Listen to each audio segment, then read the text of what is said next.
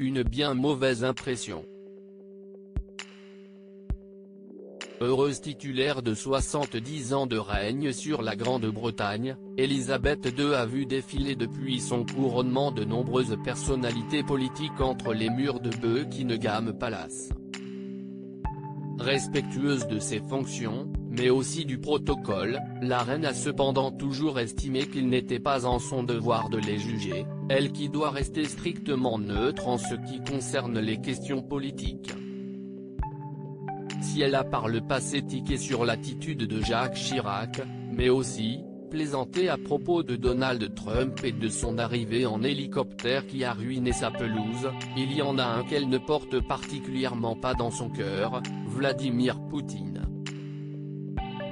Alors que le président russe a récemment violé le droit international en lançant une offensive armée sur l'Ukraine, retour sur ce jour de 2003, où, en visite officielle, il a donné une si mauvaise impression à Élisabeth II qu'elle a dérogé au protocole.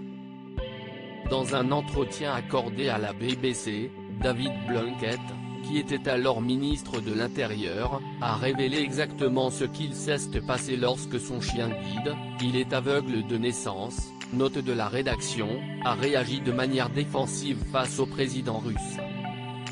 La seule fois où j'ai rencontré Vladimir Poutine, c'était en 2003 lors d'une visite officielle et mon chien de l'époque a aboyé très fort, s'est-il ainsi souvenu, expliquant s'être alors excusé auprès de la reine pour ce désagrément.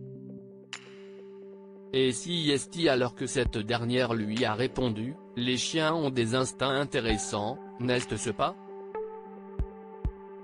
La famille royale a-t-elle pris position dans la guerre en Ukraine ?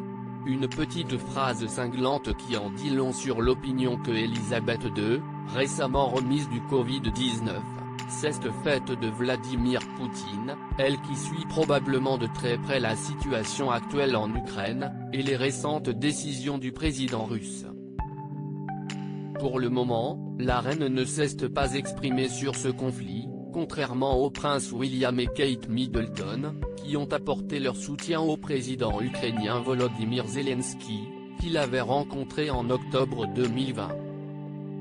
Un message qui a particulièrement touché le principal intéressé, qui leur a répondu de façon chaleureuse. Meghan Markle et le prince Harry ont eux aussi témoigné leur soutien au peuple ukrainien. Loading widget.